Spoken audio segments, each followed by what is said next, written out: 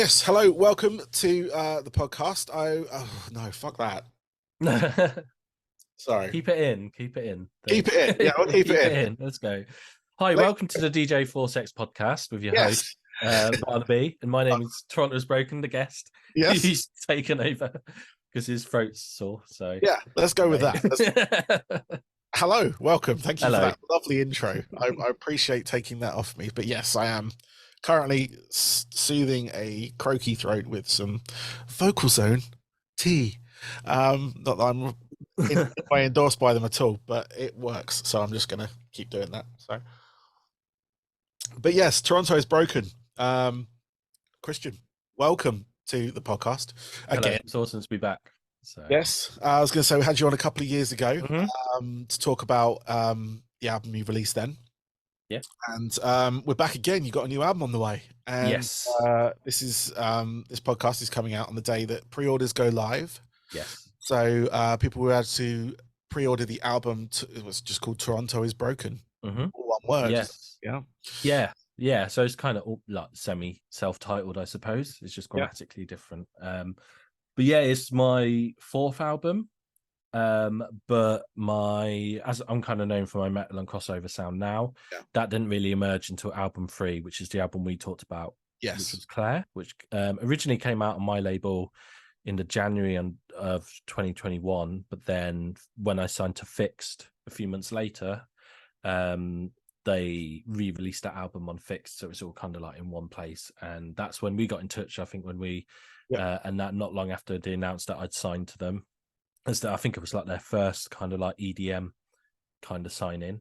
Yes. Them being a primarily a rock and metal crossover electronic label. And now, so now album 4, which feels like album 2.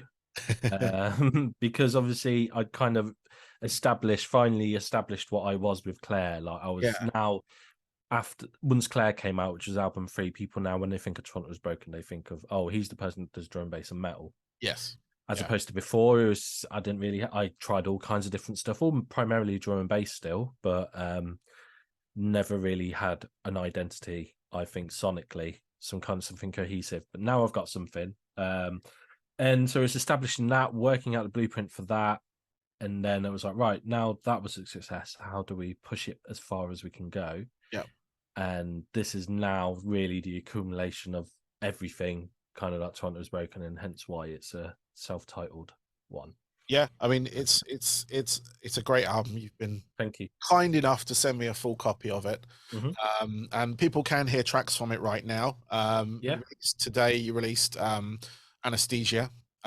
With Fight the Fade and Sabotage on that. Yep. And that's gone live with the pre-order. You've also got Raw, which you just released as well, not a few weeks ago. Euphoria, Altered State, Breed. Been quite a few singles. Martyrs and Drip Feed. Now, some of these are featuring Reebs, who is a fantastic vocalist. I'll give you that. Where did you find her? So I'm friends with Zardonic. Because we've done he did a remix of Paragons off my last album, and we did a track together called Neon Rain with Daedric on Fixed, which is part of Zardonic Superstars album, which came out earlier this year in the summer. And even before then, he'd been following my stuff and kind of keeping in touch. It was just by chance that I started doing the metal and drum bass thing as well. That he's kind of essentially like the godfather of, I suppose, isn't he? So yes, lovely guy as well. Yeah, he's great. And anyway, we chat as we do on WhatsApp and stuff, and he was telling me about a vocalist he'd been working with, Reebs. And she's based in the UK, so he linked us up over WhatsApp. We started chatting, and because I sent him, I think, a very first version of Drip Feed that I'd started that day. He'd hit me up about something, and then I've been working on the very first early version of Drip Feed, which is basically just like the intro and the core end of like the first chorus and stuff. And he suggested we got in touch. Willie hit it off like a house on fire, and we did Drip Feed online originally. But when people will see the track list, which is live today as well, so if you find a post on my Instagram, the second picture should be the track list, as well as anywhere where you can pre-order it. You'll see that the majority of the vocals are either done by her or Sabotage.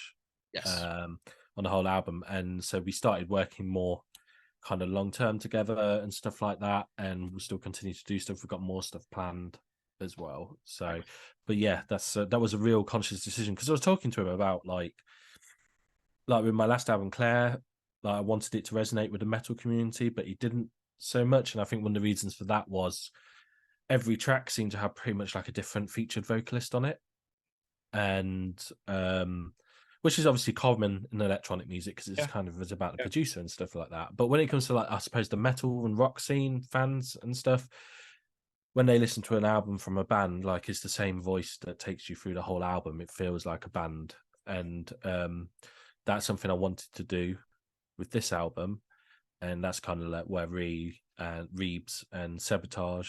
Obviously, Sabotage, we do our sets together when we're DJing, and we've done a bunch of tunes like Gunfingers and Circle as well, and Martyrs and a bunch more, and Anesthesia, which is out today. But he's half the vocals are Seb, or half the vocals are and there's a few tracks as well where both of them appear at the same time, like Raw and Pleasure and Purpose, and it's been really cool. I think nowadays in like metal, it's the old way of like just getting in a garage or rehearsal space together and just jamming and writing together isn't really the same.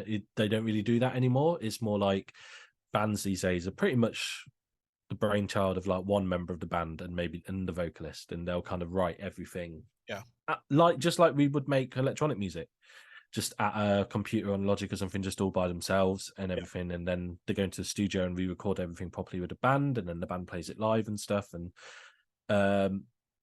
is kind of like the opposite. So now I'm going back to, and it felt like we were able to just get together, the three of us, and write and just like jam together like a band and just see what happens, which was a really cool way of working, especially with this kind of music as well. So no, that is really cool. I mean, I've seen some of the pictures you posted online and things like that of you guys sort of in the studio if you're jamming out, you on the guitar, etc. Just to show that you are playing an instrument. Me, the one doing all of the mixing and all of having all the headaches for like, everyone's like, can you, we got a little WhatsApp group, and I'm like, I send them for feedback, and they're like, oh, can you just tweak this or that? And I was like, yeah, okay, do you want to mix down the whole 200 channel project as well?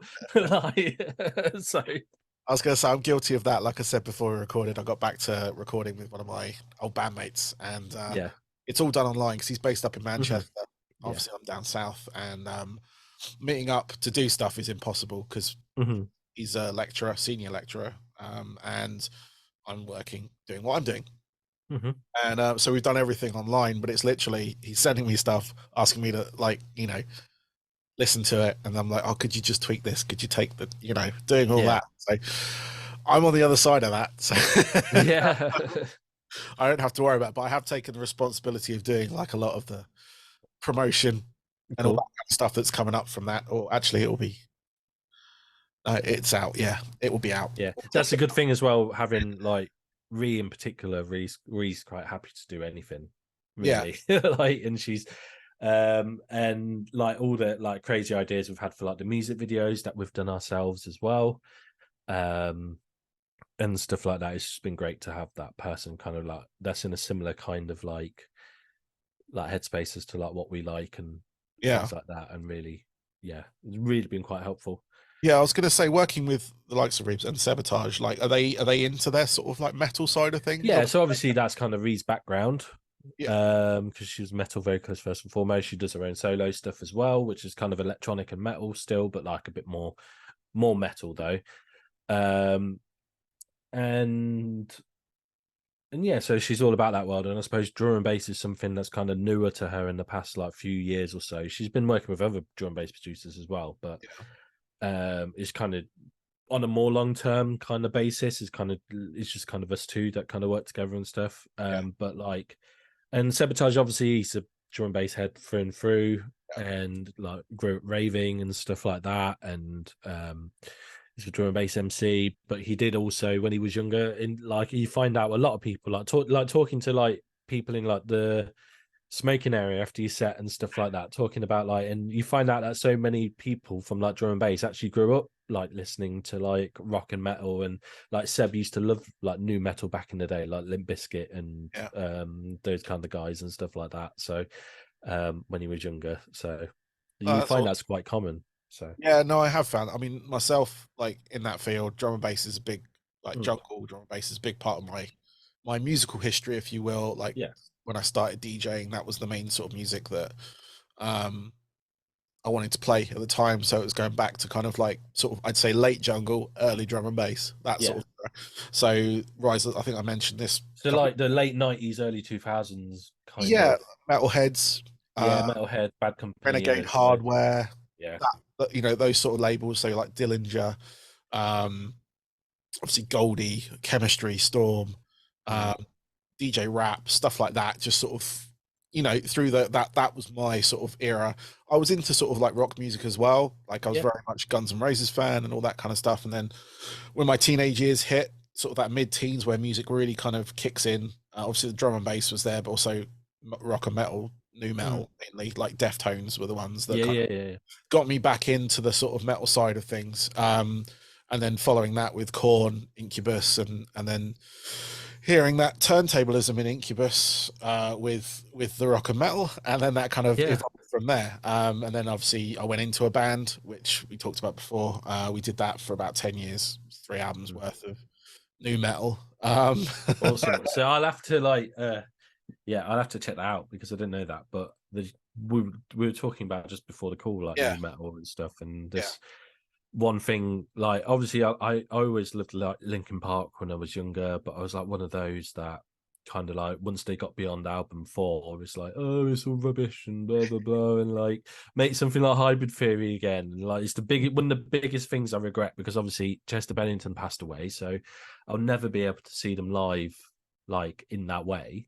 yeah, Um and but like during lockdown I got kind of rediscovering all the like Linkin Park and yeah, well, not obviously I always listen to Hybrid Theory, but like going back and listening to the albums I'd missed out on and stuff, yeah, and I was like, actually, this is really good. Like, especially Living Things, like a really solid blend of like electronic and rock together and stuff, and just really good songwriting, and then obviously then kind of getting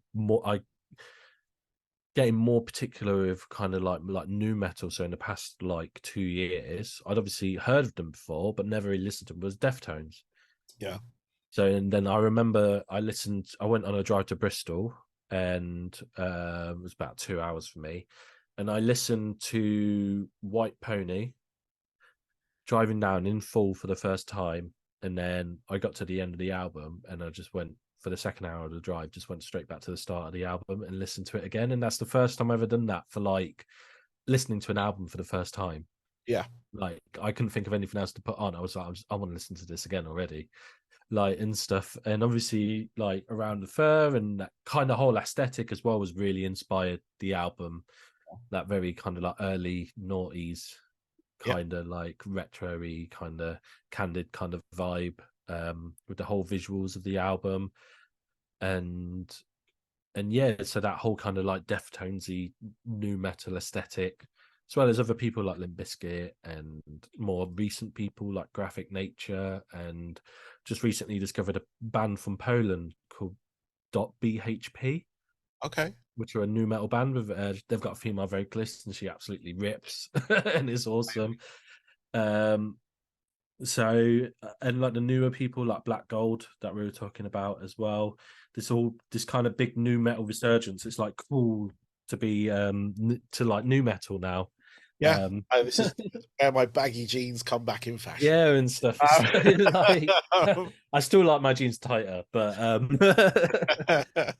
but like just the whole kind of thing and just that sound, just the sonics of it as well. Like I'm really inspired by the mixes of a producer called George Lever, who produced everything up until the late everything Sleep Token apart from the latest album, and mixes for like Monuments and Thornhill, and I actually discovered him when he mixed down Loath's last album.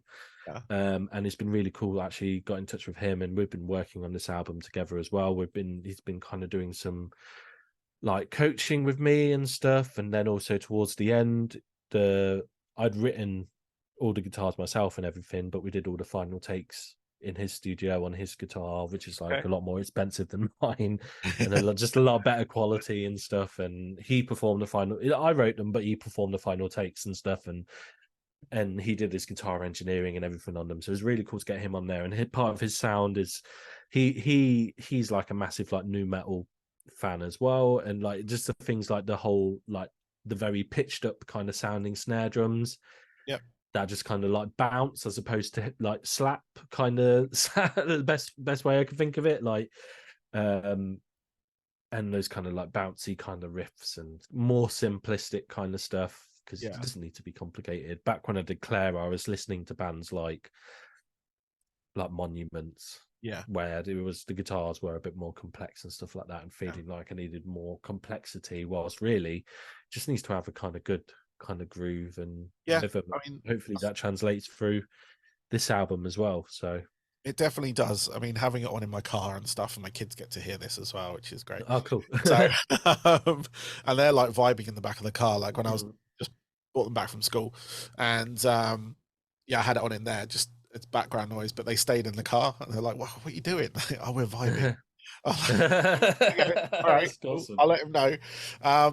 But yeah, I mean, definitely. I mean, the production on this album, I was going to say, has stepped up, and Oh, thank you.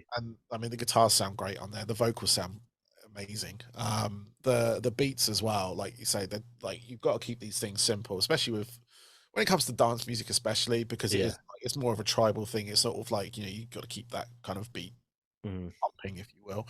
And I find that the same in music anyway. Like over complex music, I love bands like Meshuggah. Yeah, like I love people like the new Tesseract album is awesome. Yeah, And there's some really cool stuff on there. It just necessarily that kind of complexity. I think because electronic music is fairly simple in how it's constructed and everything is very loop based. I think you kind of need to go for something similar when it comes to the metal thing to help the crossover work. Because I also want it to feel like there's sections that are metal, and then there are yes, sections that are drum and bass or electronic and stuff like that. Like this, like it's not just drum and bass. It's also been exploring other tempos, because yeah, also there's only so many different rhythms you can write in grooves at yeah, 174 BPM. exactly.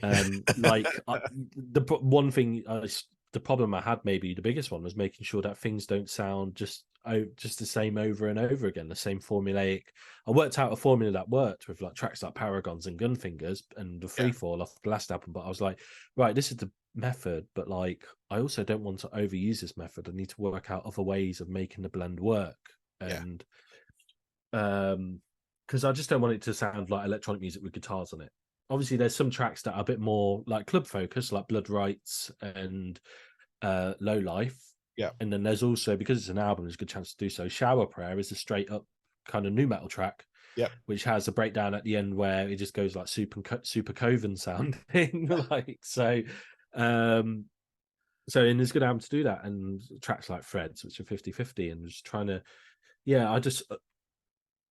just trying to find new ways of kind of pushing this boundary yeah. and having it still work at the end of the day in a club setting. So Yes. I mean, yeah. I played a couple at my club that I Oh, DJ awesome. and stuff, and people reacted to it, people danced to it, because I like to do a little like metal and drum and bass sort of kind of like Awesome. breakdown mix, if you will, Mhm. just to cut up, like because a lot of the night with it, there's 4 DJs and we've all got our own kind of thing, but some of the time you only get like a certain amount of time to do stuff. Yeah. And so I wanted to sort of strike out more of an identity on that Mhm. front. So drum and bass and metal is my thing. It always has Yeah. been, but Awesome. like I've made it more. So I've got like obviously things like Pendulum, things like Yeah. your stuff, the Chemists. Um, Have you heard of like Mechanical Vein yes, and Salty as well? So like the hybrid black kind of the yes, artists, yeah, yeah, which are kind of doing very kind of darker kind of yes, and that's what I stuff. sort So of do, and with a little bit of jump up in there as well, yeah, because as metalheads go, like a bit of they Badadan. Yeah, they do. Yeah, exactly. And that's good. That's so. You should try and double that with like One Step Closer or something. I don't know. This is where I was going to get onto mashups, because Yeah. there's a couple that I've procured over the years from various people, and there's one that's doing particularly well right now. A guy called Zavi did a bootleg of "Tears Don't Fall," Yeah. a "Bullet for My Valentine," Yeah. drum and bass sort of like bootleg, which I got. He put it up for download, so I got it off him. But I play that, and people got absolutely mad for that. Yeah, like big sing along tunes and stuff like Yeah, that. Everyone loves. There's obviously the like Metrik and Graphics are yep, like really big kind of new metal fans as well. And what's really enjoying about Metrik's latest stuff is that he was doing the rock and metal crossover thing. And we actually spoke that it was quite funny that in the space of like the same year, me, him, and Muzz all released kind of very electronic, like rock and like drum and bass albums, which is quite funny. And he's now with the stuff he's doing, but definitely kind of been carving a more like of a identity to like the rock side of his things. So he's kind of going in that more kind of supposed new metal kind of sounding aesthetic with the rock side of what he's doing. And it's really apparent in some songs like Immortal and the latest one he did with Blanke. And that was one thing I wanted to be conscious of. Obviously, I just kind of just did a metal and drum and bass crossover with Claire, but obviously, as you know, metal's an even more diverse genre of music than drum and bass. yes, So it's now thinking, so okay, I'm kind of known for like my dance floor, kind of heavier dance floor, heading towards neuro kind of sound with my drum and bass. But what's my like metal kind of identity? And it was kind of really inspired by like the sounds of people acts like Loathe and Graphic Nature yeah, and a lot of these other bands that kind of like just coincidentally George Lever has worked with.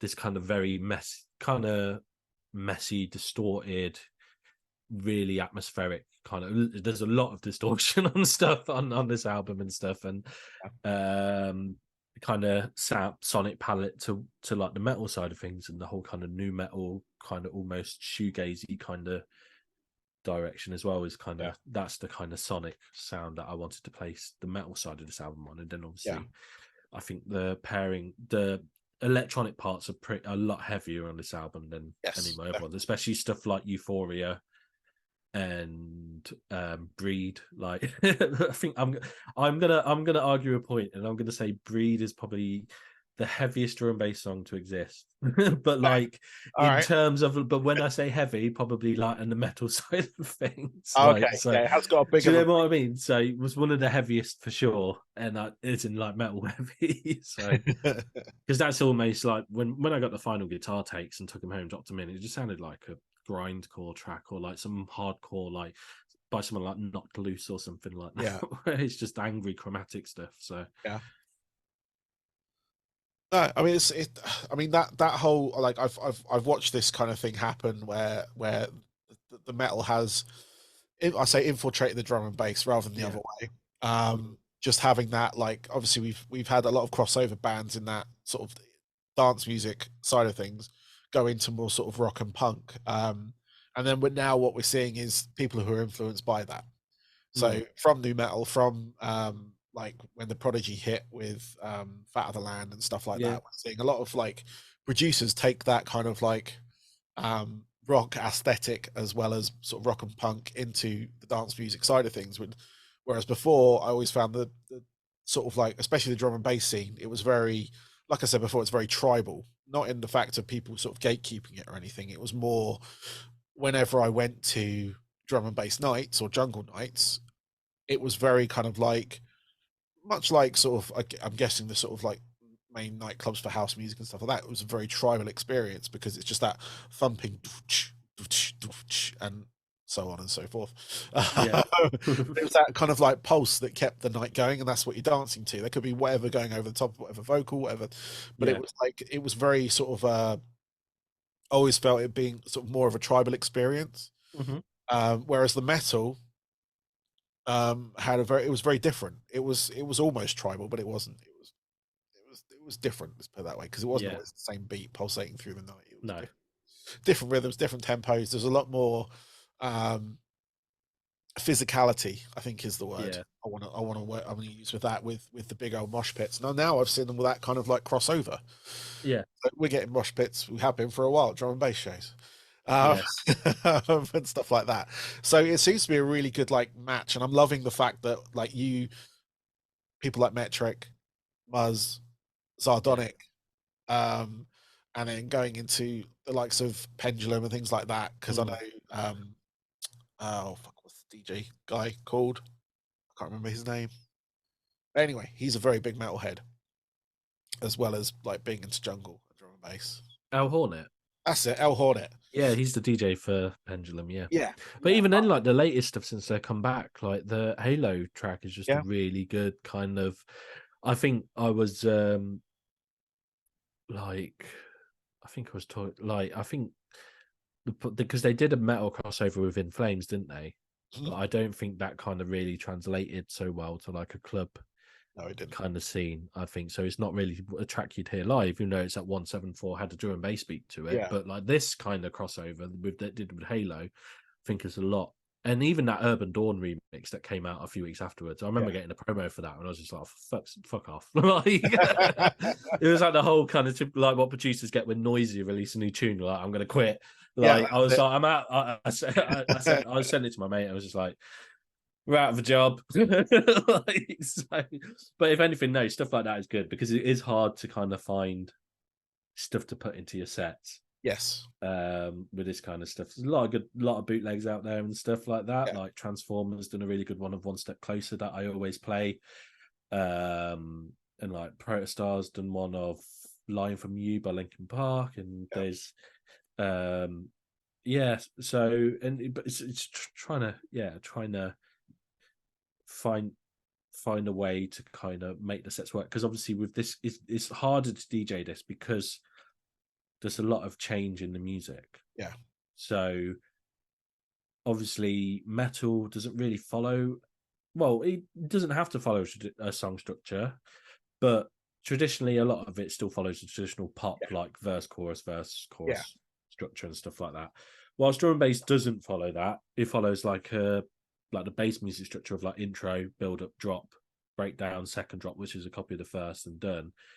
Like the two drop formula. It's like working out how to get like that kind of song structure and overlay it with like the drum and bass one, yeah, get it to work. So like, oh well, obviously the verse will kind of go into like the intro, but the build up, is that where I'm going to put my chorus? So it's like what builds up to the drop, or is when the drop happens going to be where my chorus is? And oh, I want to put a breakdown somewhere, like where can that fit? Could that fit coming out of the first drop, or going into the second drop, or at the very end of the tune? But if you put it at the end of the tune, people probably won't hear it that much live because people don't play the whole songs. And like, do I want this just to be something for some people to listen to? So that's quite. It's like putting a puzzle together, like writing this kind of stuff, and also trying to keep it fresh each time.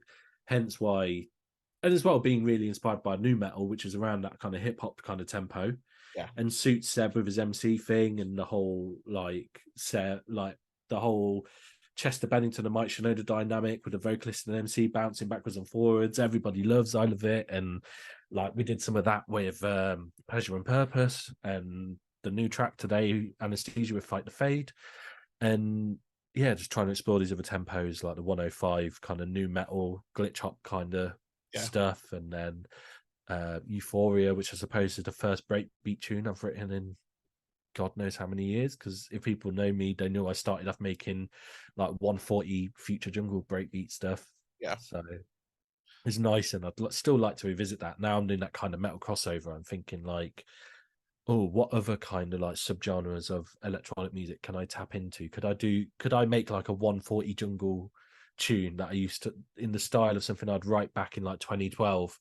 Could I make that work in a metal crossover? And like you listen to people like Wargasm that are doing that kind of really ravey, prodigy, breakbeat inspired kind of stuff. I'm like, yeah, so that could work in a way, and other things like, or like, do I want to look at house or stuff like that? And I'm really enjoying like writing the 105 like glitch hop mid tempo stuff as well, like listening to people like Rez and people. So, but again, the more genres and tempos I explore, the harder it's going to be for me to play these in the set. So I kind of need to think tactically, like how I'm going to go about doing it. So yeah, so I mean, that's what I was going to ask you as well. Is like, how are you like? Obviously, traditional DJ sets. You know, you've got yourself, you've got your MC. Um, are you planning to expand on that? I think I asked you this last time, but yeah, so kind of we seems to be more geared towards the band side of things now. yes, well, so there's a few things. There's in the past couple of years since Claire came out, me and Sabotage have been put together this kind of like show we call kind of like Claire Live, Yeah. which is kind of like a pre-rehearsed DJ set, but it's structured like you're going to see a band. So Okay. you're a DJ, and there'll be bits where it's just straight like drum and bass DJ set kind of thing. I'm doing my HeadX 4-deck quadruple drops and stuff like that. But then there'll be parts where we'll play tracks pretty much in full because Seb will do the vocals over all of them, so live Yeah. PAs, or we'll have like interludes in the set. So where Seb can like talk to the crowd, or like bits where we stop the music and Seb will say a few words, just like a band, like the singer in a band Yeah. would in between songs. They'd say a few words to hype the crowd up and everything, and have a kind of different structure. And that's been cool to do on various different scales, like with like different size crowds and stuff like that. So it's been really cool to kind of scale that up, and that works quite well. Me and Reeves did a headline show in Bristol in the summer. And we did a similar kind of show like that, and we were like pre-rehearsing, and we got together a few times in the run up to and went to Pirate Studios. Ideally, we'd like to do it so it's the three of us, but that ultimately comes down to the promoter, because at the end of the day, if they're paying, they're just paying for one act, but they're going to have to pay 3 times the cost for like flights and accommodation or whatever. But there'll be ones the way it'll arise, and we can make it work. So Yeah. So that's the thing. But yeah, we would like to, just because the style of music kind of and what the way I've been writing suits itself so well to is expanding into some kind of live show. Okay. But starting off with kind of be like more like a hybrid kind of live show. So it'll be very kind of like backing track heavy to begin with, but then as it expands and we get it to work on a smaller scale and we can add to it and put some real drums and a real bassist in, and ultimately hopefully the dream is to get to like to be able to do a full band thing. But start small, maybe we'll see how that goes, see if we can make it work like technically as well. So it's just an early idea at the minute, but it is something we are actively working on. So maybe I don't know, maybe keep an eye out for some news about that or something. Not anytime soon, but just I mean, the more you hassle me about it, the more I'll get my ass into get do it. Yeah, anyone listening, I'll hassle him. You hassle him. I was going to say, because like keeping it on sort of like label brand, I saw LeBrock live. What was it? Must have been before, start of the summer. And they did synthwave thing. And it's just 2 of them, like guitarist. Yeah, and I think Essinger is just one. It's just Jeff. It's just him and a guitar and a vocal and a laptop and a keyboard.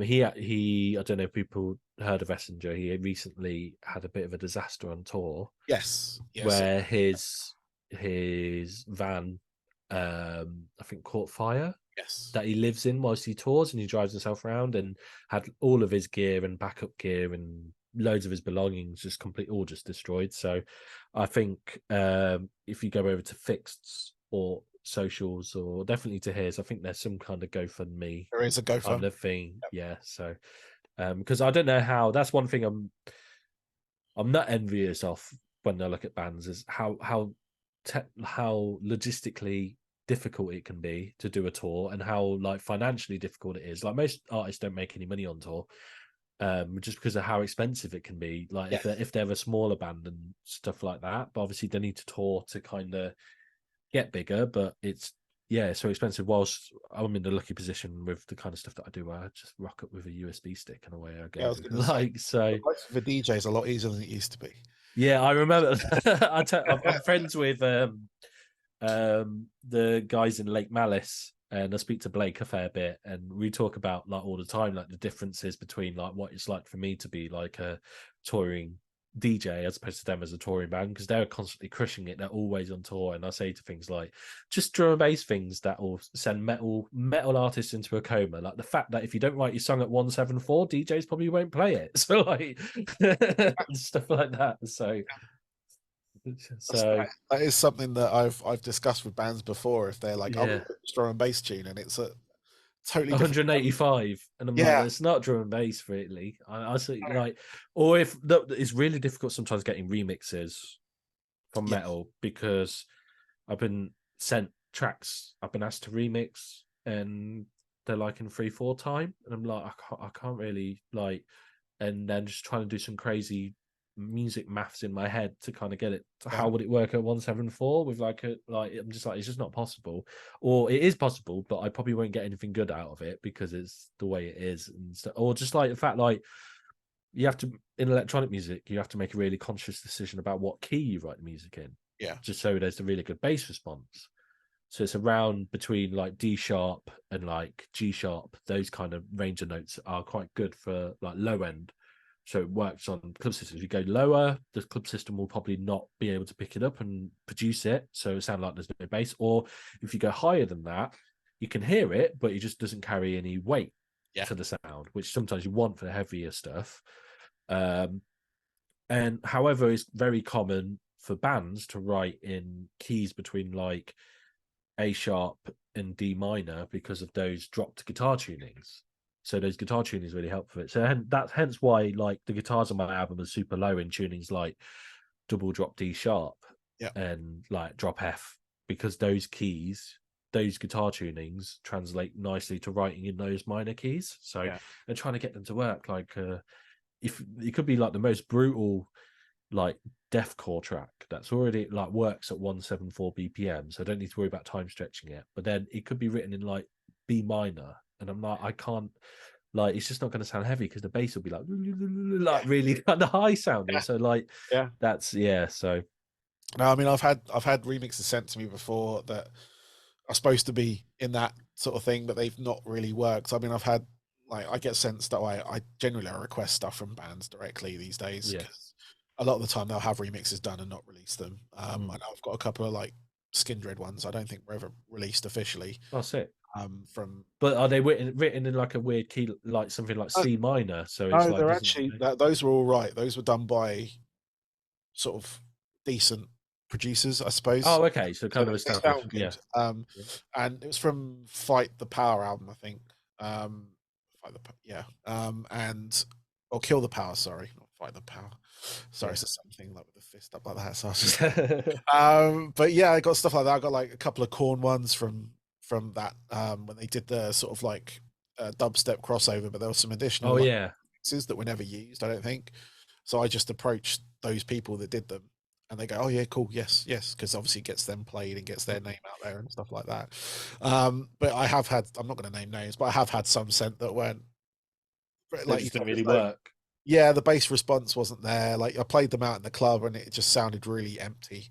Mm. That makes sense. So it was just, With more melodic music, you can get away with it if it's more about melody. But if you try and do like a heavy track, you yeah, kind of need the bass to kind of be in that weighty kind of region, so it's nice and thick yeah. and full sounding. That's what I So mean. That's what I found. I mean, talking about was it Pendulum's track with In Flames?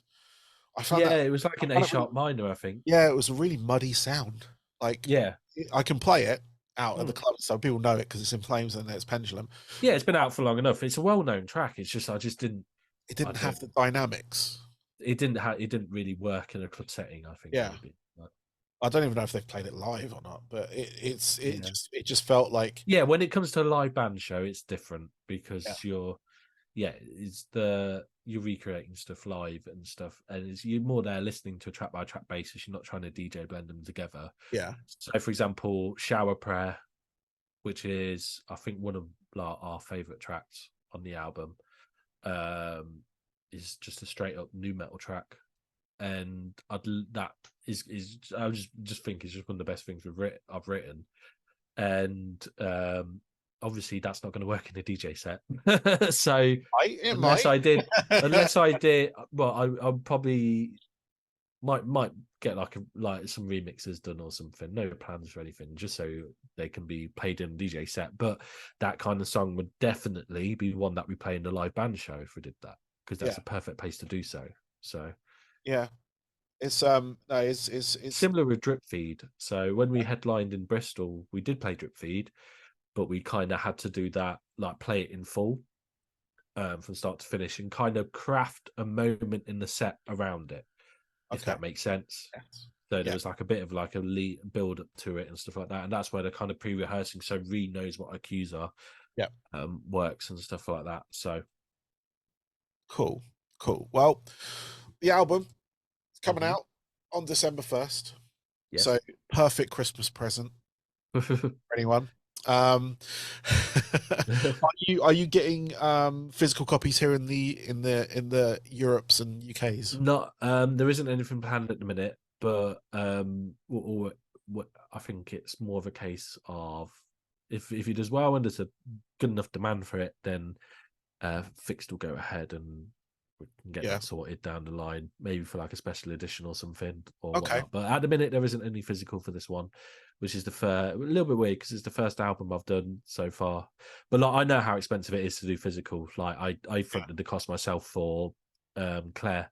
Yes. And there's still a bunch of those that people can buy off Bandcamp and stuff like that, like almost 3 years on. So but yeah, like I said, if it does well and we can work out a way of doing it, one thing, the whole kind of album's inspired by like the kind of found footage horror aesthetic. Cool. Especially like a lot of the track titles reference it's kind of inspired by like extreme horror films or like weird art films and stuff like that. And so the visual side of things we've been really thinking about a lot. One thing I think would be really cool would to do like to distribute it on VHS tape, which I think would be really cool. Like limited 50. Just I can make some visuals for it, so it's like a little movie, but that could be something really cool. That would be awesome. I was going so make sure people stream it loads and pre-order it loads, and then if it goes well, then we can do these crazy things. So you need that base there to generate the funding and stuff. I was just like with the VHS side of things, like I was going through belongings and stuff in this room here. There's a whole bunch of my stuff, family stuff. Yeah. And we're going through it periodically, sort of sorting it out to sort of either throw stuff out or go through. But I found original VHS tapes of my band's music videos. Okay. So like the beta tape that music channels used to want in order to play the songs. Oh, so obviously you'd have to send a physical tape, wouldn't you, to the channels back then? Yeah. So I found a copy. I don't know what one copy is because it hasn't got any labels on it. But the other one was our first music video, and that's on a VHS tape. Because someone mastered it to that for us, as well as doing the I can't remember the call. It's like Betamax, the ones they wanted. Okay. But I can't remember what it's called. Obviously, they don't need that now. They just need the file. But finding just having stuff on VHS, I was like, shit, I forgot we had that. You know, but like you said, with your physical copies of your last album, I've got a couple of boxes in this room as well of CDs from 10, 15 years ago. That obviously I've not really put up for sale as such in that time because we split and no call for it. But yeah, just sort of finding these things. Like I didn't know I had 20 copies of this album. Yeah. So, this is great. But no, I'm I was hoping you get if you ever get it on vinyl, because I'm missing dub plates and stuff at the moment. But if ever get any of your stuff pressed to vinyl, I'll be definitely buying that. Awesome. Yeah, vinyl's still something I've not done yet. So that's just more the opportunity presents itself, kind of, because it's so expensive. So it is. It's something I've always wanted to have done. Is have something that I've on. I don't even have something to play it on. I'll just have a copy just so I can frame it and put them on my wall. Yeah, you can buy the frames from Flying Tiger. So we were actually in there yesterday, and that's awesome. So no, I've got my band's 3 albums. I got them framed. They're in here somewhere. But when I was living in the States, I had them framed and put up on the wall as because I could get these CD ones. Okay. From a place called Marshall's, which is like a hobby craft, basically. Yeah. but yeah, I've got them somewhere in here. I haven't put them up in the house here, but like I've got them somewhere in this room. Yeah. But yeah, I mean, main thing was the VHS side of it. I was just like, I forgot I had this. Now I've got to find something to play it on, you Yeah. know. So because that is a Yeah. problem with a lot of these like formats. It's like, I'd love to. So I'm in the middle of moving house, yeah, and well, at the time of recording this, hopefully I'll be all done and moved in by the time this airs. But I'll finally have a proper kind of like studio space to myself that isn't just like just a desk in my room like it's always been. Just at least just having a room, just like so. What I'd love to have, like, because I've really been getting into that kind of glitchy kind of VHS aesthetic, and a lot of people to do that actually just run stuff through like a CRT monitor and like and record the VHS tape and then just record it back, paste the camera at the monitor and and then just record it back. And yeah, I'd love to have like a setup that's like in the studio where I've got all this kind of like visual equipment to like play with. Because one thing I've been kind of exploring for the first time, and it's the most creative fun I've had um in ages, is doing like the DIY music videos yes, for the album. So Drip Feed, we got someone else to do it, but Breed, we recorded that in my attic, just on like a little handheld handy cam, yeah, and edited it together. And Raw, we did that just on an iPhone. nice, There's a music video for Euphoria I still need to finish. Like, again, just shot on an iPhone. yeah, And we've done some more. There's another music video as well that I'm not going to say what that is, but that airs when the album comes out on December 1st, which I think is the favorite one we've done. Again, shot on an iPhone, just with some light colors, yeah, like color light cubes and stuff like that, and just kind of getting into that whole kind of just directing stuff. Like, yeah. those are fun, and I think it's something I'd like to maybe explore again in the future in some way. Just like, even just the idea of, like, me really have had crazy ideas of doing like short little horror films and stuff like that, like for or whatever, just seeing what we can, because I was just not done anything. Like, I just thought like, oh, I haven't got the money to do music videos, so I'm not gonna Well, do no, it. that's Do the it great thing yourself. Yeah. about these things. Yeah. It's So now. put it on cinematic mode, 24 frames a second, you're done. Like, Right, so exactly. I mean, I'll throw this up. I work for this company that make these, so what, Apple? yeah, Oh. I'm one of their like Genius Bar people. Mm. So I fix these things when they go wrong. But like watching them in action, watch what people do with them, and watching like the stuff that Apple sort of produce with them, it's crazy. Like just now that's in your pocket. Like I Yeah. remember shooting videos back as little as 20 years ago, Yeah. and it was a big camera. It was a lot of editing process. There was like, it took a while. It took like all day to shoot for 3.5 minutes. Yeah, I And know it, Reeves, when she does some of the videos for her solo stuff, even just promo videos, she'll just film it all herself on her iPhone and like just spend a couple of hours editing it on CapCut, which is a free app, and yeah, like it's done. Like, so she does some that's really the thing. cool stuff. So It's crazy now. It's all in your hand to do. And yeah, it's one of those marvels of technology as I get older and grayer. yeah, Um, uh, it's one of those things where I'm just like, bands have so much more, like, not just bands, but any artistic, like, that wants a visual creation. the You now barrier to have, entry is a lot lower now. I think what's that? the barrier to entry is a lot lower now Yeah, when it comes to these things. yeah, So and it's doing stuff that obviously sticks out now, and a mhm. lot of places, like yourself, you're putting a more of a vintage aesthetic on it, Yeah, which is cool because that's I mean, I'm a child of the '80s kind of thing, so yeah. having that kind of like especially like the horror film side of things. So you spent your like 20s like just in like in the early 2000s and like late 90s, I suppose, and stuff like Yeah, then. I was born in 1980, so Yeah. um, yeah, just sort of gone through that side of it. So I'm old now, but Mm. venturing back into the world of music, as I've already mentioned, you mentioning that as Yeah. well. But yeah, it's just it's sort of seeing all that kind of come back again, and I always know stuff goes around, comes around. It's like seeing this whole new metal resurgence, Yeah. all these new bands. Like you've already mentioned, It's Black just the Dog. whole, I think it's the whole late 90s, early 2000s, just kind of like just aesthetic in general. So like new metal was big back then. Yeah, Um Jungle and like Jump Up was big back then. yep, And that's in drum and bass, just the kind yep, of, I don't know, just like the fashion and stuff like that. And it's just all becoming fashionable again and everything. So, Yeah. um, yeah. So it's just Yeah. not just music, I think. So No, I mean that's it. There's the sort of the whole sort of thing around it as well. I mean, obviously there are still bands that exist from back then that are yeah, still around now, like Limp Bizkit, like Korn, yeah. Deftones, Incubus. They're still doing. Yeah, like Limp Bizkit have had a real resurgence, and like everyone hated them back then, but now they're kind of really quite. Well, they were kind of memed on a bit back then, weren't they? Yeah, So for what they were doing, but now it's kind of like they're really kind of getting a lot of love, and everyone's like accepting them back in now and supporting them, even yeah. though they never really went. I don't think that much. They just kind of No, they didn't really disappear as such. They stopped for a little bit, but they kept. It was only a few active. years. Yeah. Yeah. But They came back with Still Sucks, which is that intro riff from that album. yeah. Oh, jeez. It's just great.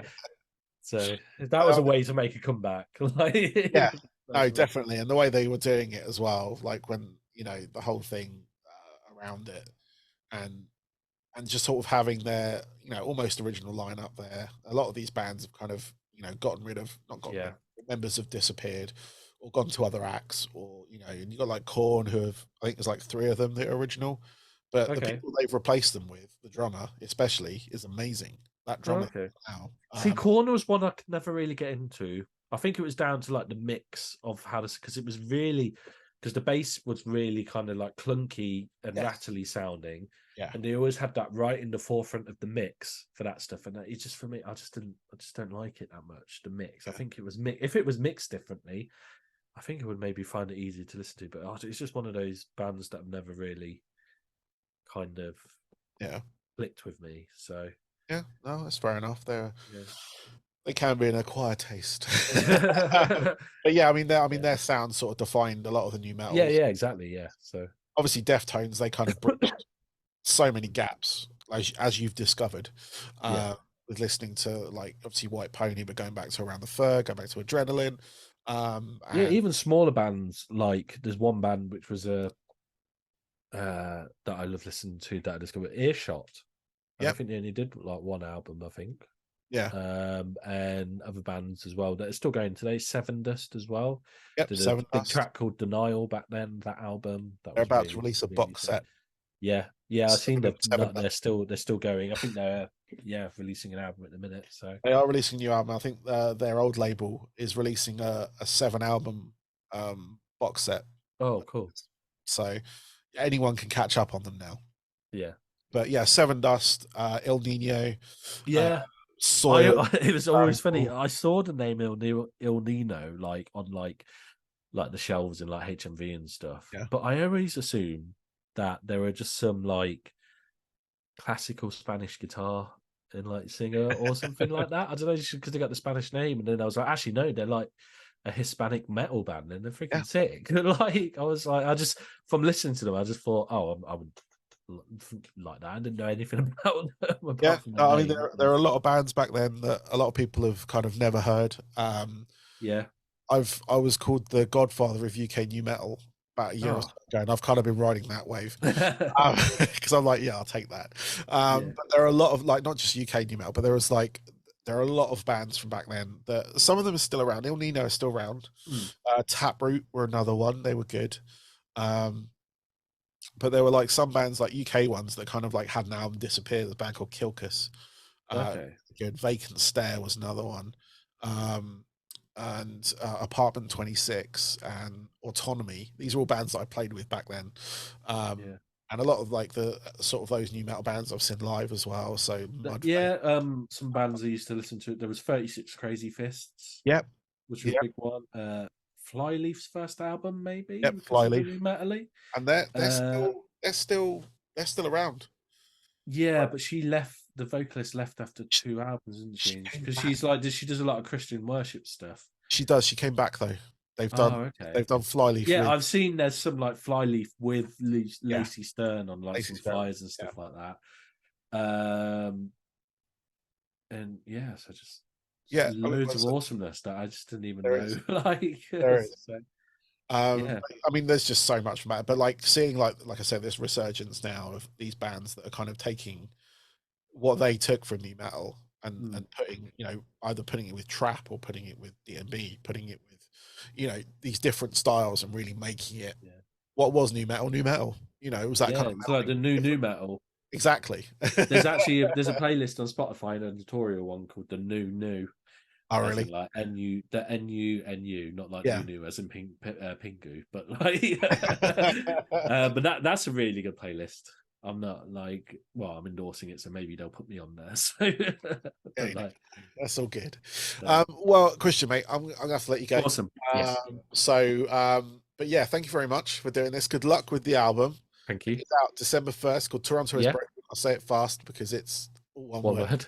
Yeah. But it goes pre-order today, November 1st, along with a new track that you've released as well. Anesthesia, all the other tracks that are straight out as well. I won't go through them list by list. This whole album's like 15 tracks long, so you've released like 6 or 7 tracks, so it's almost half the album.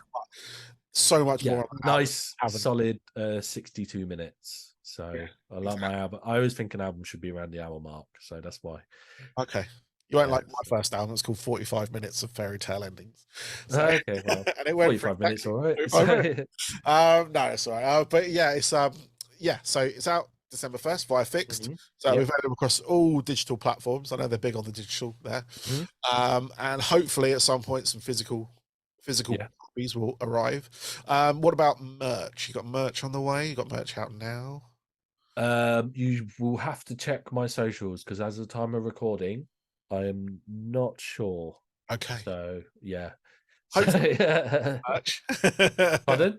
I said hopefully some merch then. Yeah, hopefully. If there is, go to like, just context is still about 2 or 3 weeks until the pre-order goes live when we record this. So it's fine. Still things being tied up, but album definitely going live. Pre-orders definitely going live November 1st, and then the full album comes out December the 1st, and it's just the bits around that we're still, as a time of recording, just still working out. So cool. Well, Christian, good luck with it all. And thank you for joining me. Good to see you again. It was good to see you again. We'll see each other soon. Hopefully, I'm going to catch something when you do a live DJ set. Or also need to set. Once I'm all sorted in the new place and I've gotten everything back out of storage, I will have to challenge you to a day down Warhammer World still as well. Yes, I remember that last time. I haven't forgotten. It's been in storage basically the whole time I've been writing this album. My hobby stuff's been in storage just because of space reasons, but it's all going to be back out, and I'm buzzing to get on and paint little toy soldiers again. Nice. They've updated everything again. I think they've done they've done some more. They've done 10th edition now. So, but yes, definitely we'll have to meet up at some point in the middle and make it a little video for your YouTube channel. Vlog it for the day. Torontoisbroken versus DJ Force X. Yeah. Not a DJ battle. No. No. Oh, no. No, these are more dice. Proper dice. True battle. Test of wit. So exactly. All right, man. Well, thank you very much. And take it easy and have a good evening. And thank you. See you in a bit.